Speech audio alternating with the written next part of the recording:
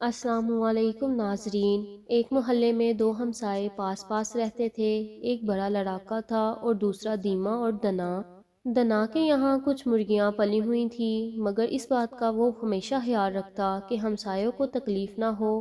باہر جاتے وقت مرغیوں کو دانا پانی دے کر بند کر جاتا اور جب گھر آتا تو کھول دیا کرتا۔ ایک دن یہ گھر میں موجود نہ تھا کہ کسی طرح مرغیاں کھانچے سے باہر نکل آئیں اور انہوں نے لڑاکے ہمسائے کے گھر جا کر کہیں بھیٹ کر دی، کہیں زمین میں کھود کھود کر گڑھے بنا دیے، غرض ہر جگہ کوڑا پھیلا دیا۔ لڑاکے نے دیکھا تو مارے غصے کے بیسوں گالیاں دے دی اور غصے میں ایک مرغی کی گردن بھی مروڑ ڈالی۔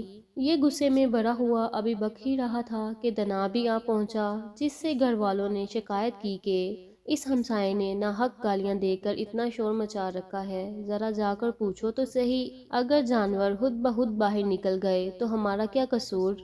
عقل مند نے سوچا کہ ایسے لڑاکے سے سمجھداری کی امید فضول ہے اور ایسی ذرا ذرا سی بات پر ہمسائے سے دشمنی رکھنا بھی حماقت ہے۔